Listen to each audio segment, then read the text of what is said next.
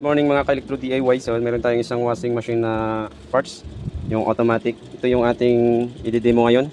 So ito yung ating electronic board ng fully automatic.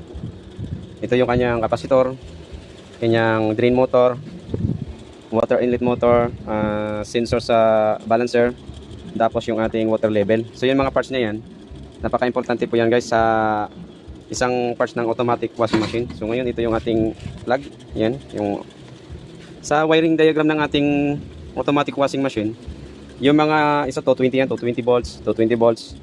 Ito signal system, saka ito signal din. So ngayon, series lang yan guys. Yung kanyang kulay blue, light blue yan, nakatap yan sa motor. Tapos yung main outlet natin, main source natin, line 1, series yan, yung blue ng motor, motor ng wash. Tapos yung ating water inlet, yan kulay blue, kita nyo yan, kulay blue.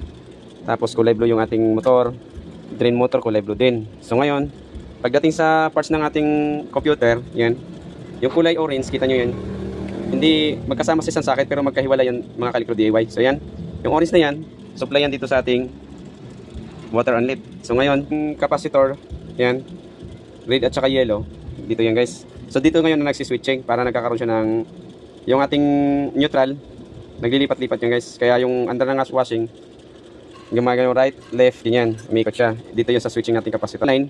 So yan. Tapos ito guys, yung ating water inlet, 5 volts yan guys. Balancer, 5 volts.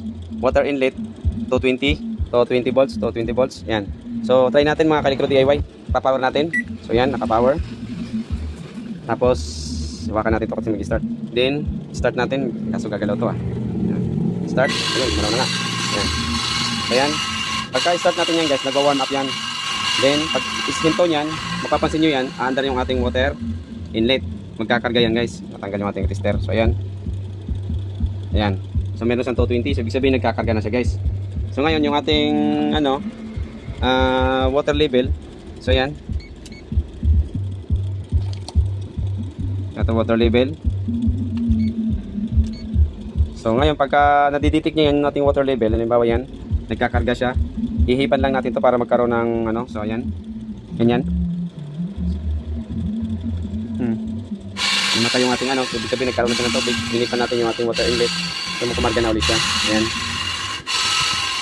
Yung pagkatapos yan, magwawash, ito naman yung gagana pag nagde-drain yung ating motor. So ito, yan lang guys ang ating electronic demo.